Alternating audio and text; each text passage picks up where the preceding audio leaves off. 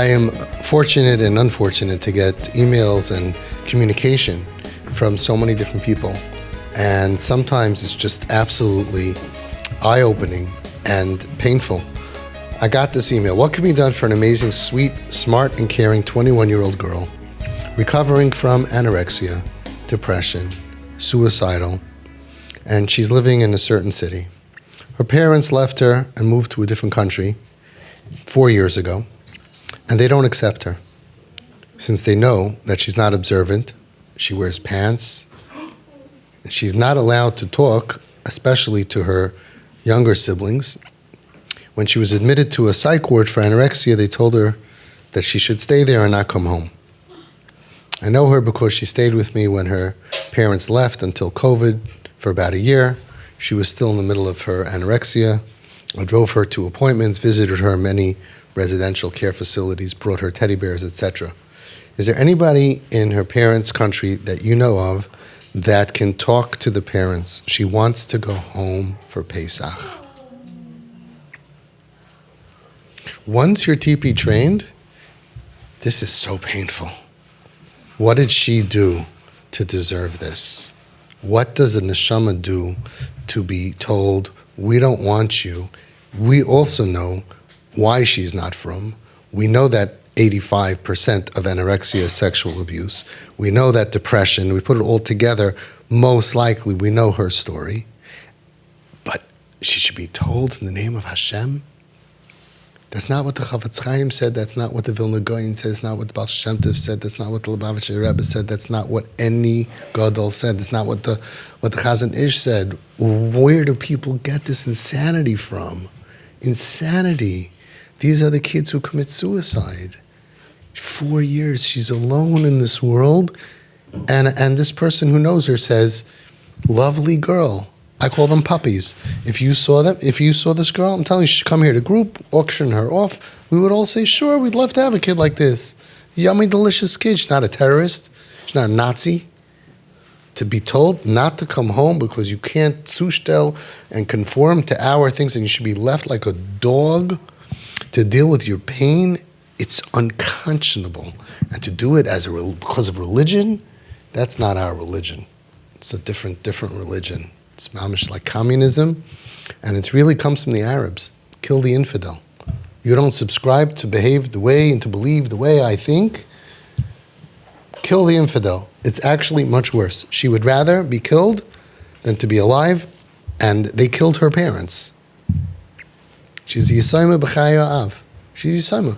She wants to go home for Pesach. All of you would take her and love her and accept her, and she would end up being better and getting out of anorexia, because we've had hundreds, and getting out of depression, because we've had hundreds of kids who did that, and would actually end up improving in Yiddishkeit, which is the dream of the parents.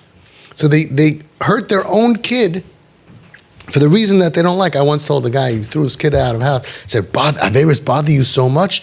Averis bother me so much. I said, but now your kid's doing more Averis. Because kids who are thrown out of home do more Averis. So he's like, I said, I would think if you hate sin, you wouldn't want to cause more sin. He was he's doing Averis, the father, says Reb Gershon Edelstein, says the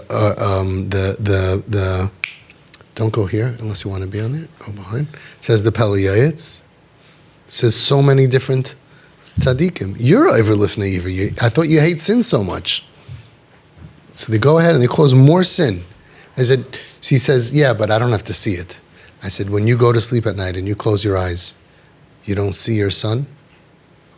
You don't know he's sinning more? He's going to eat on Yom Kippur because you threw him out of the house. He wasn't up to that stage. You forced him. So don't tell me because you don't see it in front of your eyes. And what's amazing is, it's always in the name of Hashem, but the tzaddikim said to be makarev. Tzaddikim were able to see sin and look through the sinner and realize he's not a sinner, he's good, and to help. And that's why I'm putting together my book. Thousands of stories. Small-minded people. I can't look at this. I can't have this in my house. I can't tolerate it. It's like midos ra'os. You have bad midos. You have anger management. Don't call that religion. I'm not saying it's easy. And I don't blame you for having bad midos, but God is like, I'm not saying that. It's like you hijack God's name, right? Shem Shemayim, in my house is Kedusha, you can't bring this, I'm going to take away your stuff. And I'm like, what? That's how you end up losing kids. So I got this, I wanted to share with you, because Baruch Hashem, Be'ezus Hashem, none of you are ever going to have that situation.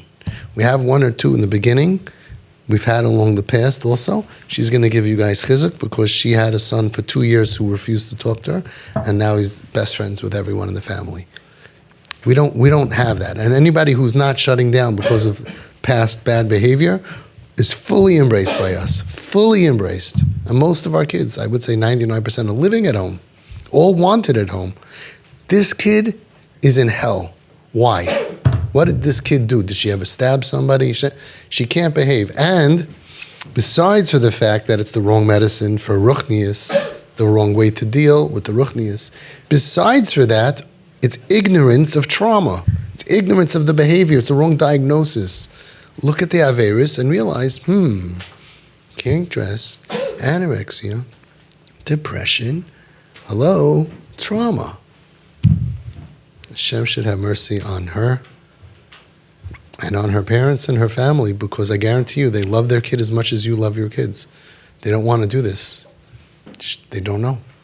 How can we be living in this generation and people still are in the dark ages?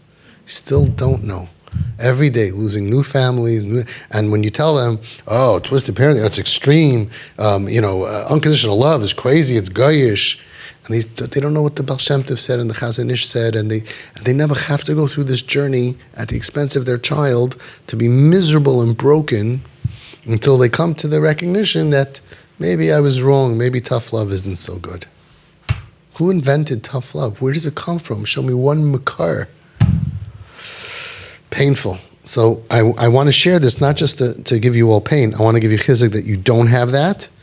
And I want us all to daven for whoever this neshama is. B'soich Shar Yisrael, all the homeless kids who are emotionally homeless. And a lot of parents say, I never threw my kid out of the house. Yeah, but you made them feel miserable. You made them feel so miserable that they chose to be homeless. Nobody chooses to be homeless. It comes from feeling so miserable. And that comes from bad advice given to loving parents. And it's time for this to change. And you parents are changing it. You parents are changing it. Because every time someone says, oh, this is crazy, and then 3 years later, and 5 years later, and 7 years later, they see, it's Hashem, that you do well, it helps other people realize that, I just wish it was faster. Because it's took a long journey. I wish it was faster. And every day feels like a million years. Okay, we'll daven for that too.